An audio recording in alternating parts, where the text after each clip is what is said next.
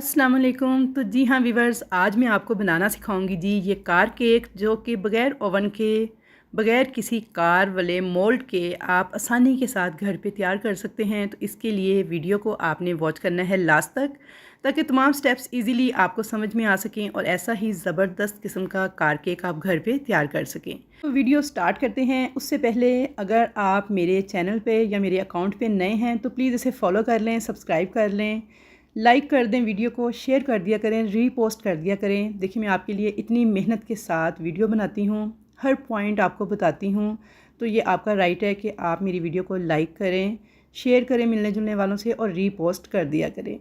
तो चलिए जी, अब यहाँ पे 9.5 इंच का मोल्ड था, जिसे मैं देगची में रख के ना चेक कर रही हूँ कि आया ये देगची मेरे केक को बेक करने के लिए परफेक्ट है या नहीं। तो ये परफेक्ट थी, क्योंकि मोल्ड इसके अंदर इजीली पूरा आ गया था। साइडों पे तकरीबन 2-2 इंच का फासला भी था और ऊपर से भी इतना फासला था कि फूलने के बाद केक मेरे ढक्कन के साथ नहीं टकराएगा।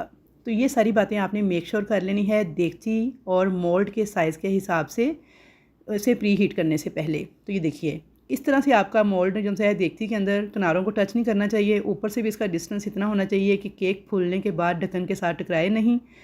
तो यहाँ पे मैंने एक स्टील की प्लेट एज ए स्टैंड रख दी है देगची के अंदर, इसे बंद कर दिया है और नीचे मीडियम फ्लेम पे इसे 15-20 मिनट के लिए छोड़ दिया था, ताकि ये अच्छी तरह से गर्म हो जाए, मतलब कि प्री हीट हो जाए। अब 9.5 इंच के मोल्ड के अंदर थोड़ा सा ऑयल डाल के तो मैंने अच्छी तरह से इसको ग्रीस कर लिया था, किनारों से भी और बेस से भी।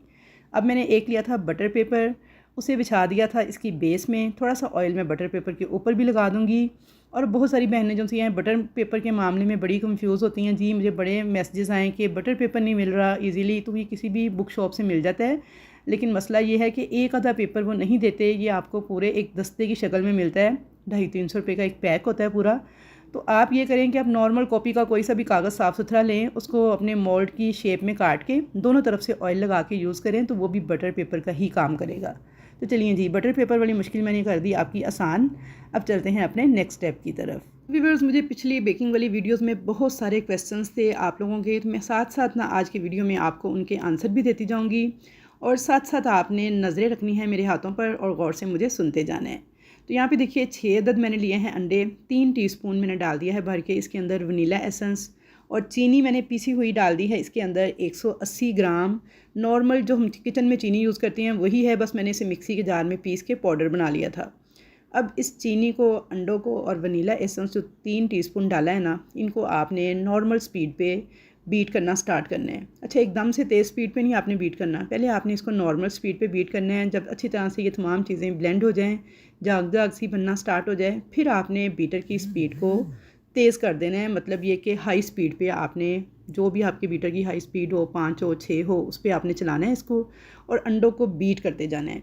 अच्छा, यहाँ पे मैं अंडों की बीटिंग कर रही हूँ, कितना बीट करना है ये भी मैं आपको अभी बता देती हूँ।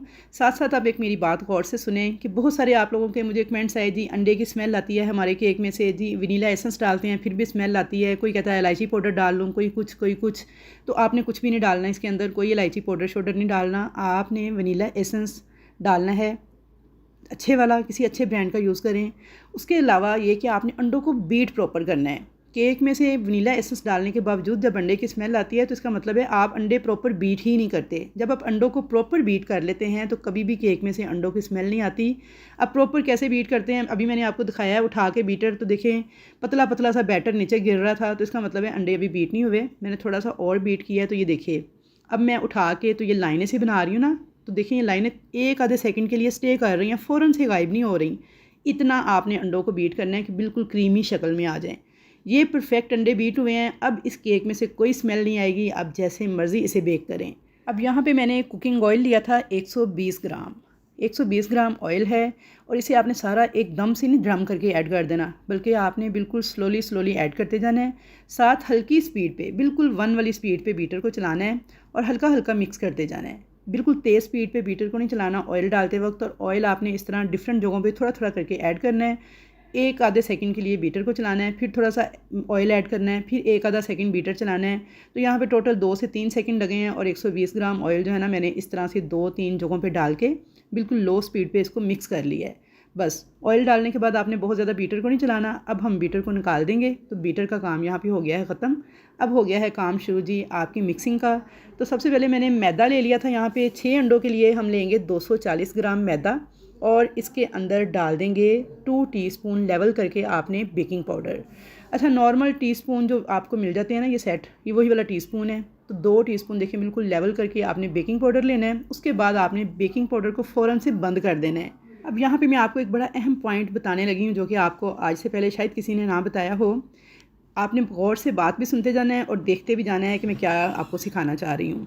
तो यहाँ पे मैंने 240 ग्राम मैदे के अंदर 2 टीस्पून बेकिंग पाउडर को पहले चम्मच के साथ अच्छी तरह मिक्स किया है। उसके बाद थोड़ा थोड़ा मैं देखें छलनी के ऊपर डाल के इसे ऐड करती जा रही हूँ। एकदम से सारा मैदा नहीं आपने डालना, थोड़ा थोड़ा करके आपने डालना है 4 से 5 बैजेस के अंदर। और स्पैचुला के साथ एक ही डायरेक्शन में बिल्कुल हल्के हाथों के साथ cut and fold method use करते हुए आपने मैदे की मिक्सिंग करनी है। अच्छा, इस स्पंज को बनाने के दौरान ना मैं दूध का बिल्कुल इस्तेमाल नहीं करूँगी क्योंकि ये स्पंज हमें थोड़ा सा हार्ड वाला चाहिए, क्योंकि हमने कार केक बनाना है तो इसमें काफ़ी ज़्यादा कार्विंग होगी, कटिंग होगी। तो इसलिए इस स्पंज के अंदर मैं दूध को ऐड नहीं करूँगी। तो यहाँ पे देखिए जैसे ही मिक्सिंग कंप्लीट हो गई है मैदे की, तो मैं दूसरा बैच ऐड कर दूँगी। बिल्कुल इसी तरह छान के आपने मैदे को ऐड करना है। कभी भी डायरेक्ट से बगैर छाने मैदे को आपने ऐड नहीं करना। केक जो है उसे आपका सही तरह से राइज़ नहीं होगा क्योंकि इस तरह मैदे में एयर आ जाती है। तो ये देखिए डायरेक्शन आपने एक ही रखनी है स्पैचुला की मिक्सिंग के दौरान, उल्टी सीधी नहीं घुमानी। बस एक दफ़ा जो डायरेक्शन आपने सेट कर लेनी है उसी पे ही आपने एंड तक पूरी मिक्सिंग करनी है। और बिल्कुल हल्के हाथों के साथ कि ये जो फॉर्म हमने अंडों का तैयार किया है ना, ये टूटना नहीं चाहिए। तो अब ये है कि बहुत से लोग कहते हैं हमारा केक फूलता नहीं है, राइज़ नहीं होता, बैठ जाता है, डेंस बनता है। तो उसकी एक बहुत बड़ी रीज़न ये है कि आपका बेकिंग पाउडर एक्सपायर होता है, या फिर ये कि आप केक बनाने के दौरान जब बेकिंग पाउडर इस्तेमाल करते हैं ना, तो अब आप बेकिंग पाउडर को मैदे में जितना डालना हो डालने के बाद बाकी डब्बी उसी तरह खुली छोड़ते हैं और केक बनाने में लग जाते हैं। जब सारा काम करके फारिग होते हैं फिर बेकिंग पाउडर की डब्बी को बंद करते हैं। तो क्या होता है, इससे भी बेकिंग पाउडर आपका ख़राब हो जाता है। इसके अंदर से सारी गैस और हवा जो है निकल जाती है। उसके बाद ये ठीक तरह से वर्क नहीं करता। ये मेरा पर्सनल एक्सपीरियंस है कि आप बेकिंग पाउडर को यूज़ करें और फ़ौरन से एयर टाइट डब्बी में बंद करके उसे रखें, उसके बाद बाकी काम करें। तो आपका बेकिंग पाउडर बहुत देर तक वर्क करेगा और परफेक्ट आपका केक बनेगा। अच्छा, अब यहाँ पे देखें बेकिंग पाउडर और बेकिंग सोडा जो है ना, ये दोनों टोटली डिफरेंट चीज़ें हैं। कुछ रेसिपीज़ के अंदर बेकिंग पाउडर और बेकिंग सोडा दोनों इस्तेमाल होते हैं, जैसे चॉकलेट केक की कुछ रेसिपीज़ हैं। लेकिन आपने बेकिंग पाउडर जो है उसका और बेकिंग सोडा दोनों का डिफरेंस जो है इसे लाजमी जहन में रखना है। जिस रेसिपी में बेकिंग पाउडर डालना है वहाँ बेकिंग पाउडर ही यूज़ करना है, और जहाँ बेकिंग सोडा है वो बेकिंग सोडा, जिसे मीठा सोडा कहते हैं, वो यूज़ करना है। क्योंकि कुछ लोग जो हैं बेकिंग पाउडर को भी बेकिंग सोडा ही समझ रहे होते हैं, तो उससे भी उनकी रेसिपीज़ ख़राब हो जाती हैं। बेकिंग सोडा एक मुख्तलिफ चीज़ है टोटली, और बेकिंग पाउडर एक टोटली डिफरेंट चीज़ है।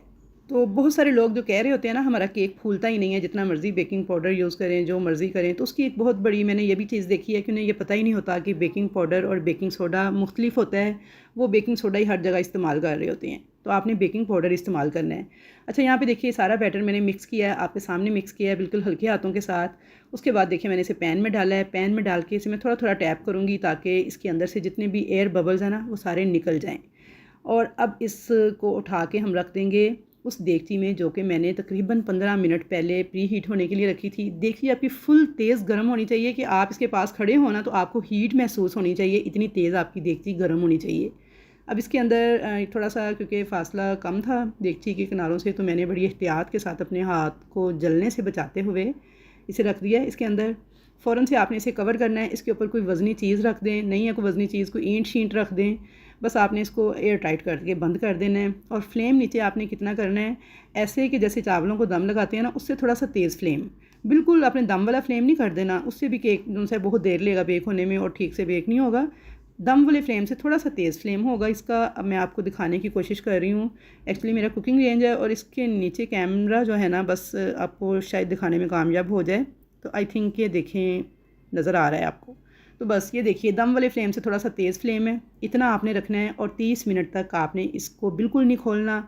30 मिनट के बाद आपने इसको चेक करना है। तो यहाँ पे मैं आपको बता रही हूँ कि 30 मिनट के बाद चेक करना है, और ख़ुद मैं केक रख के भूल गई। बस वीडियो एडिट करने लग गई तो ध्यान नहीं रहा बिल्कुल। तो मैंने 40 मिनट के बाद जब इसको चेक किया तो केक तो रेडी हो चुका था। लेकिन क्या हुआ ये मैं आपको आगे चल के बताती हूँ। देखिए परफेक्ट रेडी हो चुका है। इसके अंदर आपने कोई भी टूथपिक या इस तरह केक टेस्टर के साथ चेक करना है, कोई भी चीज़ चिपकी हुई नहीं है, बिल्कुल क्लियर है, तो इसका मतलब है केक मेरा परफेक्ट रेडी हो गया है। लेकिन अगर आपको 30 मिनट के बाद चेक करने पे कोई चीज़ साथ चिपकी हुई फ़ील हो रही हो टूथपिक के साथ या केक टेस्टर के साथ, तो आपने इसे 5 से 7 मिनट फिर से कवर करके बेक होने देना है। तो यहाँ पे मेरा तो 10 मिनट टाइम ऊपर चला गया था, 40 मिनट हो गए थे क्योंकि मैं केक रख के ऊपर भूल गई थी, वीडियो एडिट करने में मसरूफ़ हो गई थी। तो यहाँ पे केक को मैंने निकाल के रख दिया था काउंटर पे ठंडा होने के लिए। हमेशा ठंडा होने के बाद आपने केक को डीमोल्ड करना है, कभी भी गरम गरम केक को डीमोल्ड नहीं करना वरना केक टूट जाएगा। तो यहाँ पे ना केक हमारा ठंडा हो गया था, रूम टेम्परेचर पे आ गया था। और ये देखिए मैं आपको ना ये उंगली से प्रेस करके दिखा रही हूँ कि ये कितना सॉफ्ट है। अच्छा, मेरी एक सब्सक्राइबर ने मुझसे पूछा था कि फॉलोवर ने कि केक मेरा हार्ड हो जाता है फ्रिज में रखने के बाद। तो आपने क्या करना है, ये देखिए ये मैंने क्लिंग रैप करके ना इसको तो फ्रिज में छोड़ दिया था 2 से 4 घंटे के लिए, क्योंकि अभी मुझे केक पे कोई काम नहीं था करना। इसलिए मैंने इसे जब ठंडा हो गया, रूम टेम्परेचर पे आ गया, तो मैंने इस तरह से इसे क्लिंग रैप करके तो फ्रिज में छोड़ दिया था। और मैंने तकरीबन 3-4 घंटे के बाद केक को निकाला है। तो आपने भी जब भी फ्रिज में केक को रखना है ना, तो इसे अच्छी तरह से एयर टाइट करके शॉपिंग बैग में लपेट के फिर रखना है, तो कभी भी आपका केक हार्ड नहीं होगा। उसका मॉइस्चर सारा उसके अंदर ही लॉक रहेगा। लेकिन अगर आप केक को उसी तरह छोड़ देंगे ना, खाली निकालने के बाद इसी तरह फ्रिज में रख देंगे, तो फिर ये थोड़ा हार्ड हो जाता है। अच्छा, यहाँ पे देखिए 10 मिनट ऊपर टाइम जाने से क्या हुआ कि मेरा केक थोड़ा थोड़ा सा नीचे से लग गया था, ये देख सकते हैं आप। लेकिन बिल्कुल बराए नाम से ही निशान था ये। तो ये मैं इस तरह से स्क्रैच करके सारा ये निशान इसका ऊपर से उतार दूँगी, ताकि किसी भी किस्म का कोई जलने का जो टेस्ट है ना, वो हमारे केक में ना आए। तो यहाँ पे देखिए जी, ये मैंने सारा केक जो ऊपर से थोड़ा थोड़ा सा ब्लैक था ना, उसका पार्ट वो सारा उतार दिया था। तो कभी ऐसा हो आपका केक भी इस तरह से थोड़ा सा अगर नीचे से लग दे, तो आपने वो सारा पार्ट जो है ना साथ से अलग कर देना है। अच्छा, अब यहाँ पे देखिए केक को मैंने सीधा कर लिया है और इसकी ऊपर वाली जो पतली सी लेयर है ना, इसे आपने इस तरह से रिमूव कर देना है। जब इसे हम रिमूव कर देंगे ना, तो इसके अंदर शुगर सिरप बड़े अच्छे से अब्जॉर्ब होता है और बड़ी अच्छे से सोकिंग होती है केक की। इसलिए ये जो पतली वाली लेयर है, इसे आपने ऊपर से हल्का हल्का सा इस तरह से स्क्रैच करके उतार देना है। यहाँ पे ना मैंने केक की 3 हिस्सों में डिवीज़न कर ली थी, कुछ इस तरीके से कि 5 इंच तक रखा था मैंने सेंटर वाला पार्ट और 2-2 इंच का मैंने रखा था साइड वाला पार्ट। इस तरह से मैंने 2-2 इंच की साइड से कटिंग करके तो उस केक को मैंने ऊपर की तरफ रखा है। अब देखिए यहाँ पर मैं इसे कार की शेप क्योंकि मुझे देनी है, तो थोड़ा सा मैं इसको ना इस तरह से काट दूँगी। सबसे पहले केक की फ्रंट साइड के लिए देखिए यहाँ से थोड़ी सी मैं स्लांटिंग लाइन की तरह ना इसको इस तरह से केक को कट कर दूँगी। अब यहाँ पे बस आप गौर से देखते जाएं कि मैं कैसे केक की कटिंग कर रही हूँ और किस तरह से मैं इसकी बैक और फ्रंट की स्क्रीन बनाने के लिए केक को इस तरह से थोड़ा थोड़ा मैंने ट्रिम कर दिया है। थोड़ा थोड़ा मैंने कॉर्नर से भी इसको ट्रिम करके राउंड शेप दी है। ये जो सेंटर वाला पीस था, इसको मैंने 2 लेयर्स में काट लिया था और इसी तरह से मैं इसको भी 2 लेयर्स में काट लूँगी। तो चलिए जी, अब मैं बताती हूँ कि हम किस तरह से करेंगे इस केक को क्रम कोट। सबसे पहले मैंने सेंटर में देखिए क्रीम लगाई है, उसके ऊपर केक की पहली वाली लेयर रखी है। शुगर सिरप के साथ आपने अच्छी तरह से इसको सोक कर लेना है। अच्छा, शुगर सिरप मैंने कैसे तैयार किया था, 1 कप पानी के अंदर 2 टेबल स्पून चीनी डाल के उसे अच्छी तरह से मिक्स कर लिया था और उसी के साथ मैंने इसे सोक किया है। लेकिन इसकी सोकिंग आपने बहुत ज़्यादा नहीं करनी, बस नॉर्मल करनी है। आम केक के मुकाबले में आपने कम सोकिंग करनी है। ऊपर मैंने लगाई है स्ट्रॉबेरी सॉस अच्छी तरह से और थोड़ी क्रीम लगा के, तो इसका दूसरी लेयर को रख के साइड से भी इसे मैंने इस तरह से क्रीम लगा के सिक्योर कर दिया है, ताकि लेयर्स आपस में बिल्कुल फिक्स हो जाएं, हिलने ना पाएँ। उसके बाद देखिए दोबारा से मैं इसे शुगर सिरप से सोक कर रही हूँ और कार केक को आपने आम केक्स के मुकाबले में कम सोक करना है। उसके बाद देखिए फिर से मैंने स्ट्रॉबेरी सॉस डाल दी है काफ़ी सारी और ऊपर मैंने क्रीम के साथ इसे इस तरह से कवर कर दिया है। अब जो हमने पीसीस काटे थे ना केक के आगे से भी और थोड़ा थोड़ा ट्रिम किया था केक को, उनमें से कोई भी पीस हम ज़ाया नहीं करेंगे क्योंकि हमने केक का वेट भी पूरा करना है। तो वो सारे पीसेस हम इसके सेंटर में एडजस्ट कर देंगे कुछ इस तरीके से। तो यहाँ पे देखिए जी, ये दोनों पार्ट रख के सेंटर में वो पीसेस रख के मैंने इस तरह से लेवल कर दिया था। इसको भी शुगर सिरप के साथ सोक करना है, लेकिन आम केक के मुकाबले में आपने कम सोक करना है। उसके बाद आपने इसके ऊपर डाल देनी है ज़्यादा सारी स्ट्रॉबेरी सॉस, उसके बाद थोड़ी सी क्रीम लगा देनी है और फिर हमने जो दूसरी लेयर थी इसकी ऊपर वाली, वो इसके ऊपर इस तरह से सेट कर देनी है। अच्छा जी, यहाँ पे देखें जी, ये मैंने जो बिल्कुल फाइनल इसकी ऊपर से लेयर उतारी थी ना, उसे भी रख के एडजस्ट कर दिया है और सेंटर में हमने वो पीसेस यूज़ किए हैं जो कि केक को ट्रिम करते वक्त हमने आगे से उतारे थे और साइडों से उतारे थे ना, ये सारे वही पीसेस जोड़ के मैंने उसे लेवल कर दिया था। अब इसको भी मैं शुगर सिरप के साथ सोक कर रही हूँ। सोक करने के बाद इसी तरह से क्रीम लगाऊंगी इसके ऊपर और इसे लेवल कर लूँगी। तो यहाँ पे देखें जी, ये कार का एक ढांचा हमारा तैयार हो गया है। तो यहाँ तक जब कार मैंने बना के इसे क्रम कोट करके तो मैंने इसे रख दिया था फ्रिज के अंदर, ताकि ये अच्छी तरह से सेट हो जाए और रात भर के लिए मैंने इसे छोड़ दिया था। अगले दिन मुझे केक ये वाला डिलीवर करना था, तो ये सारा काम मैं कर रही थी रात के 12 बजे। तो सुबह उठ के मैंने बाकी काम किया था। तो यहाँ पे ना मेरे बच्चे कह रहे थे मामा ये तो कार बिल्कुल नहीं लग रही, ये तो पता नहीं कैरी डब्बा लग रहा है। कोई कह रहा था जी ये वो वैगनर कार लग रही है। बस कुछ ना पूछें कि कौन कौन से नाम बच्चों ने कार को दिए। और मुझे ख़ुद भी फ़ील हो रहा था कि इसकी शेप अभी कार जैसी नहीं है, लेकिन कैसे इसको कार की शेप देनी है तो ये मैं आपको सब कुछ बताऊँगी जी सुबह उठने के बाद।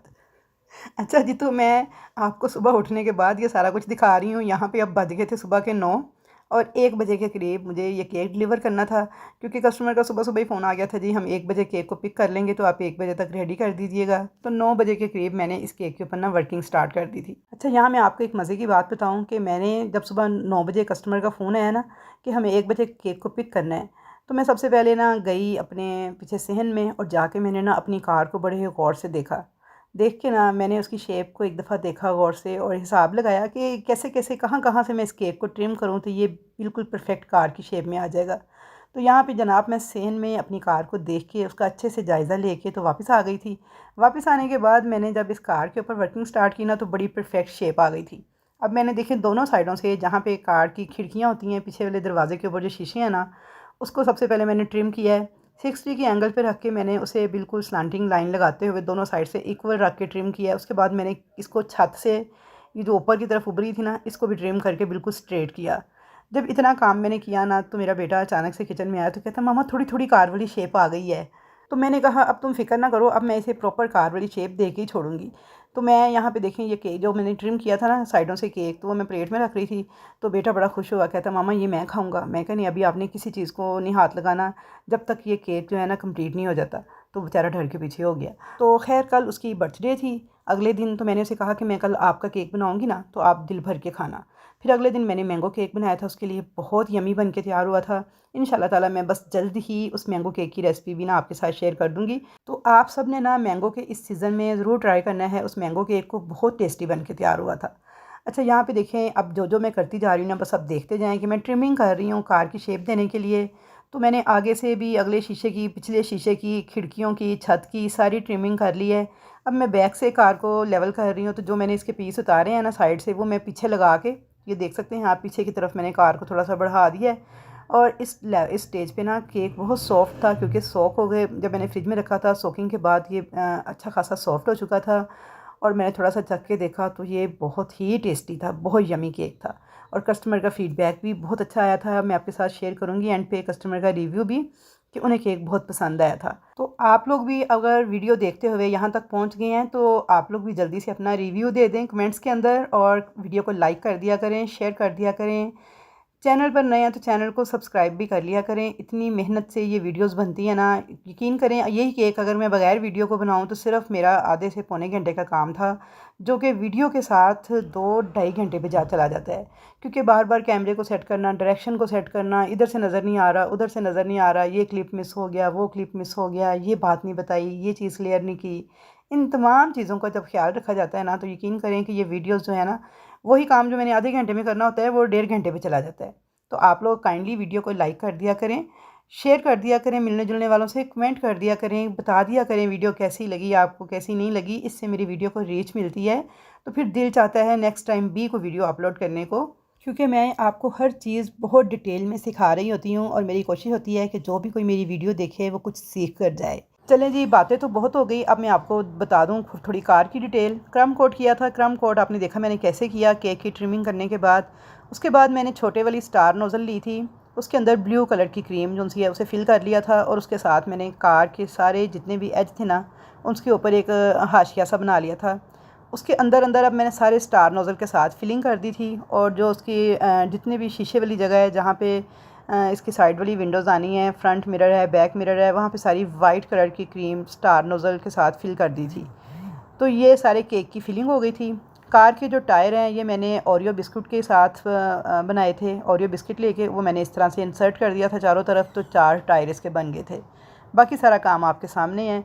तो अब इसके ऊपर आ जाता है लोगो की बारी। तो बच्चे का नाम था जी ज़ुल्करनैन, तो उन्होंने कहा था जी फ्रंट पे आपने इसके नाम का लोगो बनाना है। तो मैंने इस तरह से जेड शेप में वाइट कलर के साथ इसका लोगो बना दिया था। हेडलाइट्स के लिए मैंने वाइट कलर की क्रीम के साथ दोनों कॉर्नर्स पे ये हेडलाइट्स बना दी थी, और फ्रंट पे भी जो फ्रंट वाली लाइट है वो भी वाइट क्रीम के साथ इसके इस तरह से बना दी थी।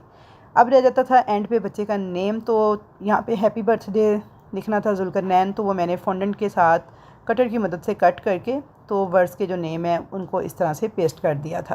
केक बोर्ड मैंने 12x12 का यूज़ किया था।